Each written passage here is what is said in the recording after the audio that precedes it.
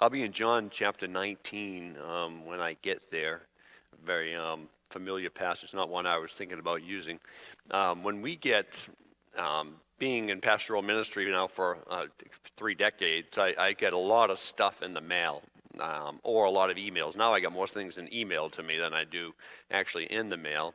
I get everything that you can imagine, from church growth information to new books being sold to the different curriculums that are out there from Lifeway and Crossway and every other way publishers and stuff. Nothing wrong with any of them. There's some really good stuff. I own a lot of books. I've sort of got an addiction to books. It's I'm in a support group for it right now, and I read through most of it. At least I peruse through most of it. Now, what's interesting is they give, recently I said it was a discipleship program. And it was a series of books that you worked through with somebody. And I'm guessing that the idea was that when you're done with this series of books, you made a disciple. And I thought, that's easy. All you got to do is get somebody to fill out the blanks. And I got a disciple. And but I think it can't be that easy. First of all, I was thinking, can I make a disciple that way? It feels like something I'm making the kids do, filling out the paces back when the Christian school days. And so I don't think discipleship is often a misapprehended word. Now, last week we started this mini-series. In fact, I just probably lied to you. I don't know how long the series is going to go on. It might go on for 2 months for all I know. I haven't really figured it out yet. But because we started with this question, if. And and we begged at the end of the message last week if we can answer that question, if any man want to come after me, he must. And we gave you 3 different verses where that question "if" is posed. Now what was it? Conjunction. Thank you. I lost my part of speech there. I told you I'm better in the Greek than I am in the English. And that was a conjunction, if, and we need to respond to that, if. Now, I asked myself that question, if. Do I want to be a disciple? If I answer that, yes, then I look in the scriptures and I see what Jesus says a disciple is. He forsakes his mother and father and his brothers and his sisters and his husbands and his wives. And some of that's good news to some of you, I understand, but it's not supposed to be. He's saying, basically, I just want to be the center of everything in your life. I want to be number one. That's what he's saying. Now, making Jesus number one in our life takes a lifetime to figure that out. I'm a lot better at it now than I was 30 years ago, and I have a feeling when I'm somewhere 80, 90 years old, I'm thinking, geez, I'm getting there. Then I go home to be with Jesus in heaven, and I finally arrive. Because there's still all sorts of places in my life where I'm just me. And that, in the King James, stinketh. Because I don't want to be just me. I want to be like Christ, but there's still so much me alive that I'm still resolving and dealing with. So this is a misapprehended word. It sort of tries to describe what I call maybe a spiritual elite, a disciple, the Christian commando. It's seen often as one that is more committed or fervent than another. That's a disciple. And while this may be true, it's also a pretty dangerous premise to fall into. If I was to look at the Pharisees at face value, I would think, now those guys are disciples. Because look at their lives. They have it all down. They pray. I tithe, but I don't tithe my spices. That's over the top. They fast. How do I know? Well, they told me. In front of me, they fasted, and they looked really hungry, and so. They're disciples, but they weren't disciples. They didn't know God. They rejected Christ. So outward behavior doesn't necessarily point to true discipleship, true life change, does it? It can, but not necessarily. It's how you know the difference. You don't. You just don't judge. So one way or the other. You let God do that.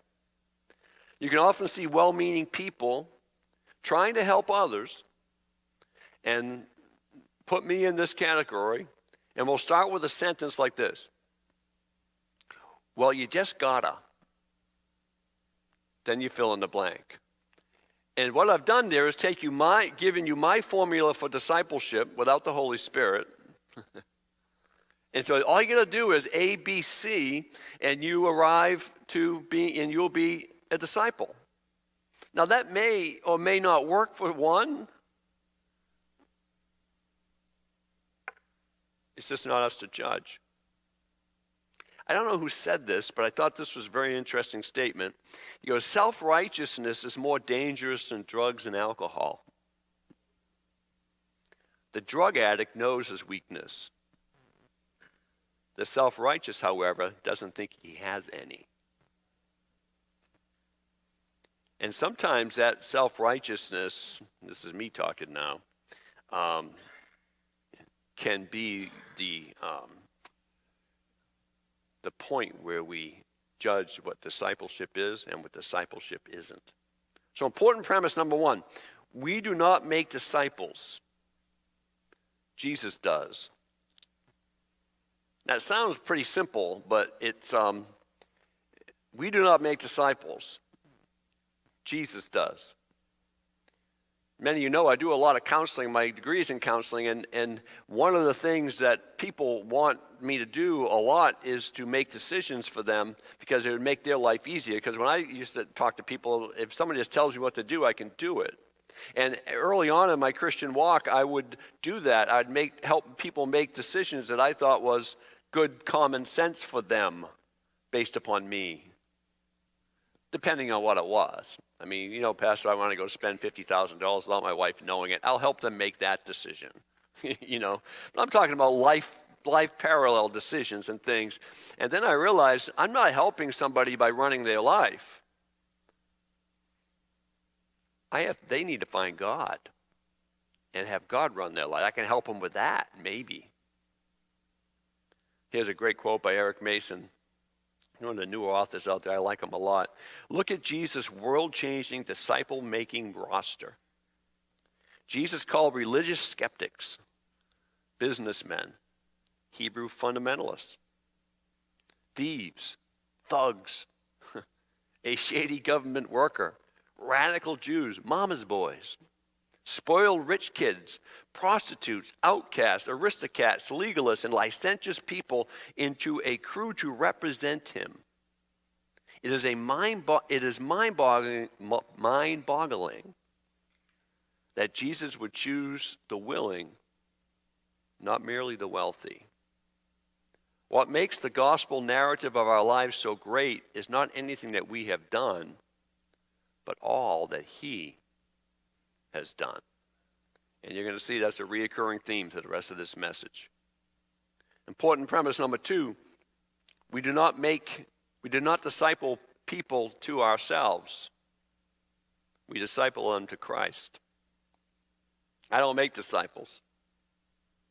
I'm a disciple of Tim Kelley. Well, you're in serious trouble. Because you're about to make some, never mind. But just, you're gonna say, no, I don't want to make any disciples. I want to point you to Jesus. And I've seen this happen way too much. I've just tried to teach myself to be a pointer. I point people. I become a resource for people to strengthen their relationship with God for themselves. I don't make decisions for people. I don't even necessarily give practical advice because what might be work for me might not work for them. If I try to cram somebody into my devotional life, they may burn them out. And just like if they try to cram me into their devotional life, I let them develop that. I can give them some clues. I can tell them what I do, but they need to find that thing with them and God. I have my things I like to do in the morning from reading the scriptures. I read anywhere between 3 and 10 devotionals, and I'm always reading a Christian book. That's what I like to do. And I listen to usually preaching when I work out, and when I drive a lot, I do a lot of driving back and forth to the homes and outside of Orlando. I usually have a worship service, especially early in the morning. I put on 4 or 5 of my favorite praise songs. I listen to a message. I usually listen to Chip Ingram. I like Chip. Don't know him personally, but we work out together too. Sometimes this can come from a sense of false self-importance, or sometimes comparison with others. I look at another person, I look at me, I seem to be doing a little bit better than they are. So maybe I think I'm a little bit more godly, or I don't know what I might think. I just know I don't disciple people to myself. I disciple them to Christ, whatever that means, however that looks. Tozer said this: hearts that are fit to break with love for the Godhead are those who have been in the presence, like we sang tonight, and have looked with an open eye upon the majesty of deity. Men of the breaking hearts had a quality about them, not known or understood by common men. They habitually spoke with spiritual authority. They had the presence of God, and they reported what they saw there. They were prophets, not scribes. For the scribe tells us what he has read, and the prophet tells us what he has seen. It's a great quote. I want to be one of those guys that just helps people find the glory of God for themselves. And if I can be that person, that maybe they can touch God because I've been Christ to them in some way, then Jesus Christ will do the work of changing their lives. He may use me as a venue or an avenue, as a tool to do that. He may not. But it's my goal in my ministry is just to connect you with Christ, because he can do a much better job changing you than I can.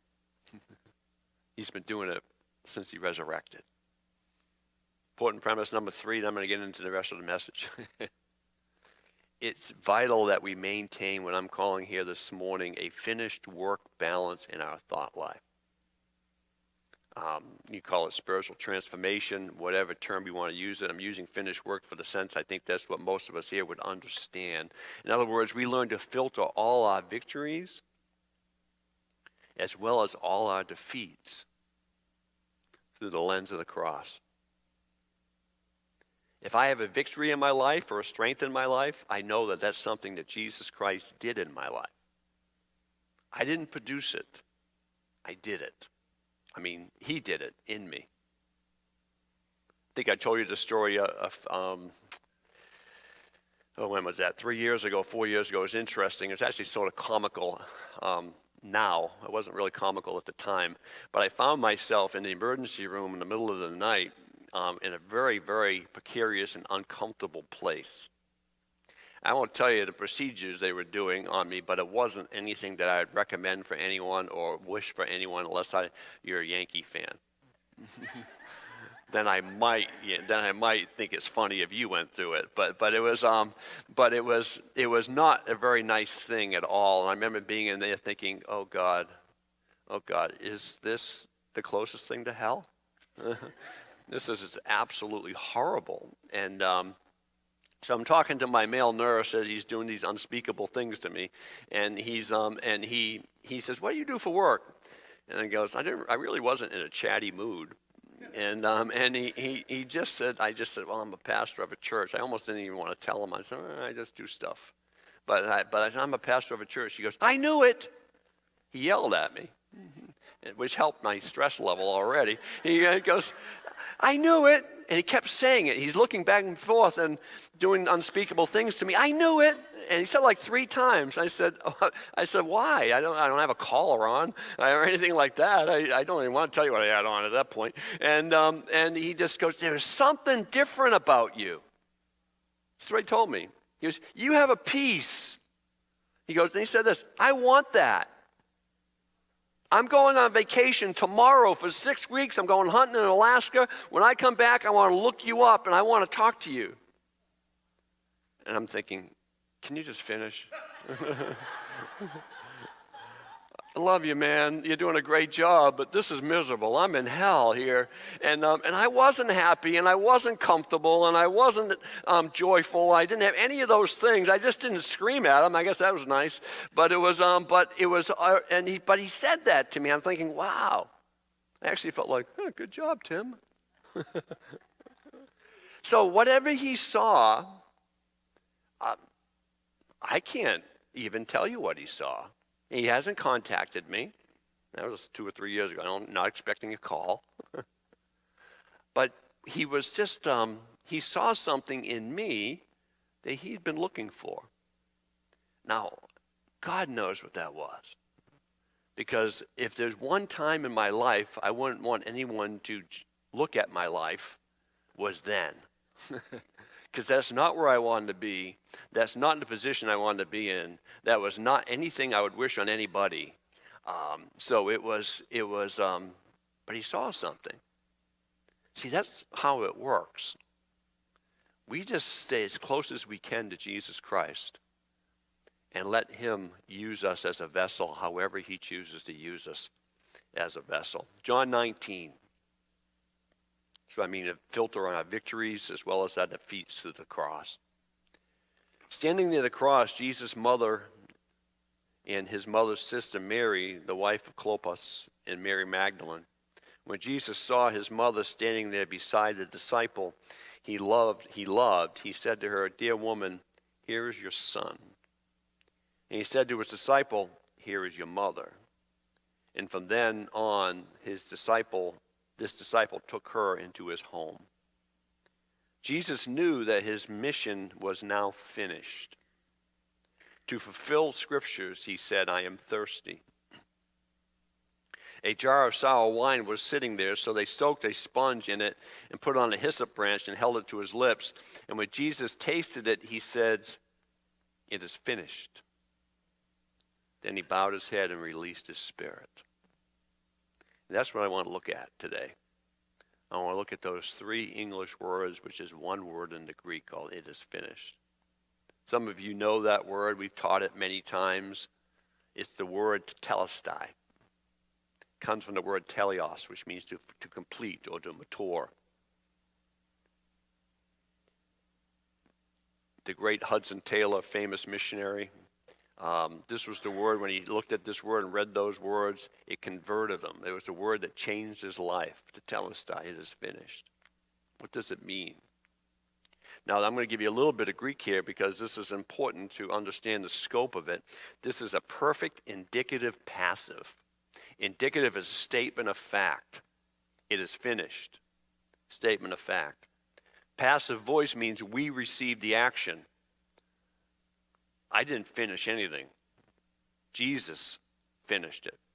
So it's a statement of fact that Jesus finished it, and it's a perfect tense. The action is completed in the past, 2,000 years ago on the cross, that has present and continual results into 2018. So tetelestai, it's factual. Jesus did it all. He did it once on the cross 2,000 years ago, and it has eternal implications. It's as good as today as it was the moment that he said it. There's another great quote. I have, I think, three quotes for you this morning. It's one of my new favorite authors, reading his devotional, "It Is Finished." Some of you know this man. I'm not going to even say his name because I don't know how to say it.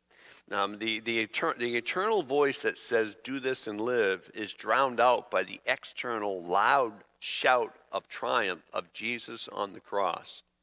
It is finished. Jesus Christ is in perfect tense, meaning it has been and will forever remain finished. How do we know that it is finished? Jesus' final statement on the cross further emphasizes his completed work. So when you go back into the classical Greek and you look at this word tetelestai, it has actually 4 applications to it. And they all basically point to the same thing. I just want to go through those 4 applications and we'll have you out of here by 4. First of all, it was a word used for a servant reporting back to his master. They find these in different documents and stuff, and when they research things and they find out how this particular word was used. Saying that his task was tetelestai, it means that the work was completed. John 17:4. I have glorified thee on earth. I have finished the work which thou gavest me to do. That's his famous priestly prayer, tetelestai. Of course, he didn't die yet, but he's saying, my ministry's over. He's going to die the next day on the cross. My ministry's over. I have finished the work you gave me to do. He's talking to the Father. You sent me to redeem man. I have finished that job. Next day, within 24 hours, I'm going to be in heaven. The crucifixion is going to start in a few moments, the whole trial and the passion of Christ. God, I've done it.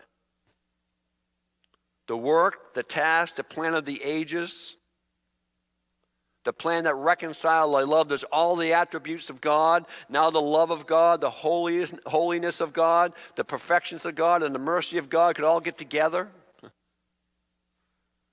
The love of God used to look at man and say, I love man, but the holiness of God says man is lost in their sin. God gave us forbearance in the generations leading up to the cross. Then when Jesus died on the cross, he paid for all the sins prior to the cross and all the sins after the cross. So it was an eternal plan, a plan that was orchestrated in the mind of God through the heart of God, implemented through the power of God. That's so huge to understand. It was the only plan. We teach this a lot. When God looked at the depravity of the human race, all of the Godhead came together and came up with one plan to fix the human need, to fix insecurities, to fix fears, to fix our loneliness, to fix our woundedness, to fix what happened to us in our past, what our parents did or did not do to us or for us, all the damage of the world system that's done in our hearts. And we pray and we beg God for help or wisdom or insight, and whether we battle with addictions or we battle with insecurities or lack of love, you fill in the blanks. You know the ministry we have at Hannah Grace Homes, we have a Florida state licensed group home. Every child that comes in there is so severely damaged or we wouldn't have them. From being trafficked by their parents to being abandoned or neglected. None of those kids come from homes that you'd call wholesome, or we would not have these children. And there's a lot of behavioral things that happen. You never look at the behavior things, you look at the woundedness that causes the behavior. And that's what you address, because somehow what goes on inside here is going to work its way out here. Through the mind, through the words, through the body. Jesus has a plan. This is my plan. I'm going to die on a cross. I'm going to reconcile men to God. And if whosoever will enter into that relationship with God, I can buy back those years. I can heal those years. I can make something out of that life. And I'm the only one who can.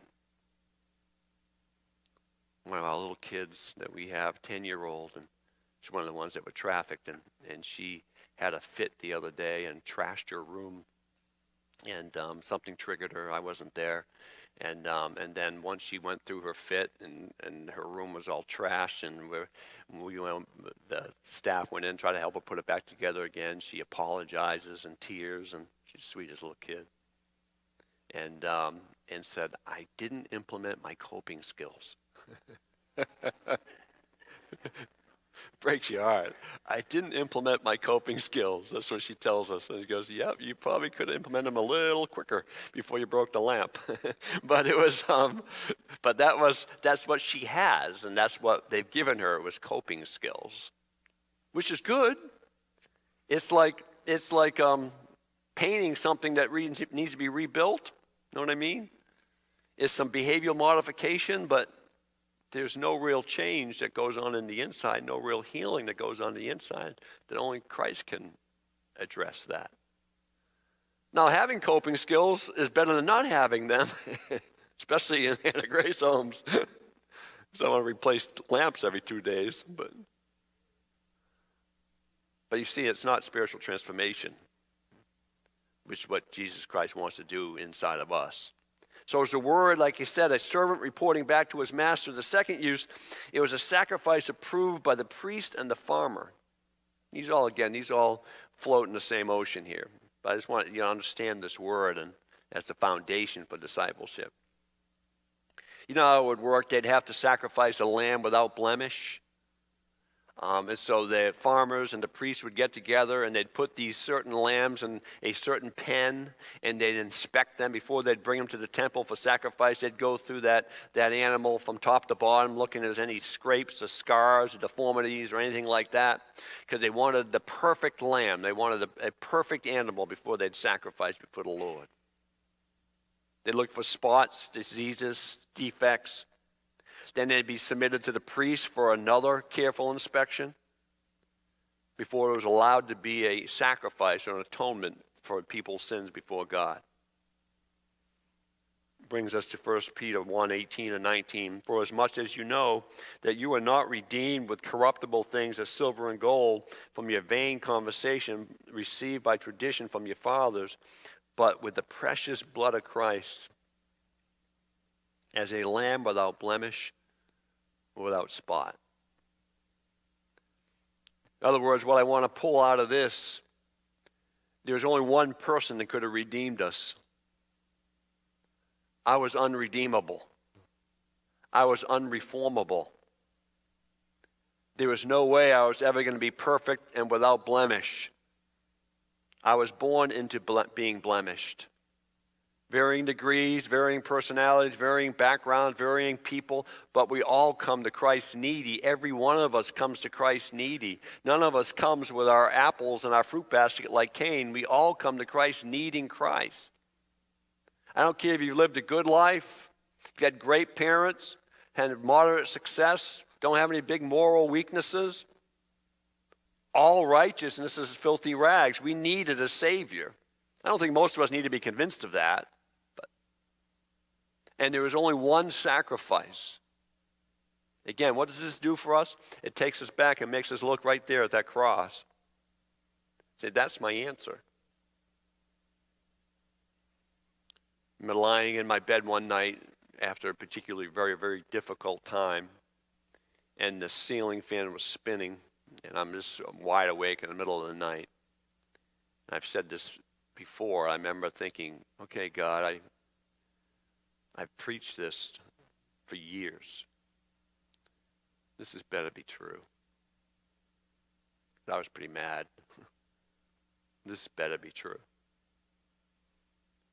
And I can stand here today and saying, well, the fact I'm standing here today says that it's true. Then you have an artist's word. It's in this word, tetelestai. It's an artist's word. When an artist finished the work, finished his painting, a sculpture, they would step back and look at it and inspect their work and then make any corrections. Then they would say, tetelestai. The masterpiece is done. The work is finished. Now, who's seen the Mona Lisa? You've seen the Mona Lisa before? 1, 2. Anyone seen it in person? No? You've seen it in person? Because I've never seen it. I heard it wasn't as big as people thought it was. Yeah, a little tiny little thing, a little Mona Lisa thing. Now, I could look at the Mona Lisa and go, I think that's an amazing painting, but I think I could really help it a little bit. So I was thinking she needs some earrings. So I could paint some earrings in there, and I could maybe, because it needs to be modernized, I could maybe do a nose piercing, something like that, and just if they I think it's in the Louvre, if they just give me a little artist license there, I could go help the Mona Lisa out and bring it up to date. What do you think would happen if I did that? I'd have a prison ministry. So that's what would happen if I did that, because I messed with a finished work of art. And once there was a finished work of art, you don't mess with it. You know why? Because it's finished. The artist declared it done. The one who produced the painting declared it done. I'm not going to go to Italy and volunteer my gifts to help with the Sistine Chapel. It was done. And they didn't want my stick figures up there. It was a finished work. And the entire picture of redemption that fulfills all of God's requirements, meets all of men's needs, are now complete. Nothing has to be changed, nothing to be changed, nothing to be added, nothing to be altered. It is a perfect work painted by a perfect artist. It's called redemption. Foundation of discipleship. Last point. It's a debt paid. Tetelestai. When a debt was paid in full and the terms of the payments were fulfilled and completed, they had a receipt that said Tetelestai on it. It was finished. There was nothing else owed to the one that was owed. The note was paid, the note was satisfied. In a similar usage to this, when a prisoner back in those days finally fulfilled his prison term, he'd receive his records. I don't think they had a rubber stamp, but they would write Tetelestai across his records. And because the villages were so small and the left hand always knew what the right hand was doing, I mean, there was no secrets in those villages. It's like the little church, and then Martin said that the church so small that everyone knew the private prayer requests. That's what these villages were like. And so then here's Tim coming back into the village after being gone for a year or two, and they look at Tim and go, "Oh, he's back from prison." No, I take that thing that says my records, put that on my door, and nail it there and it says Tetelestai. Now that's not Tim back from prison. That's Tim who's a free man, and his debt's been paid. And he can't go back to jail for it again unless he does it again. It meant that no one could accuse you justifiably for the crime you might have committed. You did this, it was paid for. And that's what the Tetelestai does for us. Because I can accuse myself all day long. I'm the number one accuser of Tim Kelley. All day long. I accuse me more than Satan accuses me. And he's an accuser from the very beginning. A liar. Tim, you don't do this enough. You're right. You're inconsistent here. Yeah, all right. You're insecure here. Got that one down. You've got a weakness here. Yeah, I've got more weaknesses than that. One of my favorite things to say to people when they point out something about me they don't like, I said, "You're just scratching the surface." Let me fill you in some blanks. A lot of things you don't know about me. Or ask the people really close to me. They might have some things I don't even see yet. My answer to that is Tetelestai. It is finished. I didn't redeem me. Jesus redeemed me. I didn't choose me. Jesus chose me. I didn't sanctify me. Jesus sanctified me. It's not even my job to be conformed into his image. It's my job just to show up and meet him every day, and he conforms me into his image. All my work of justification and all my work of sanctification, all my work of transformation is all a work of God. It's nothing to do with me. I show up, and he takes it from there. I just answer the question, if. And if I say, if, yes, God, I want to be conformed to your image, I want to be a true disciple of you, then I show up, whatever that means.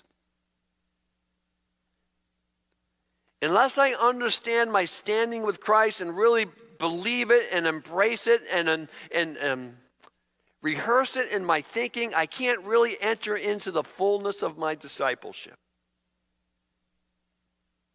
Discipleship is not my commitment.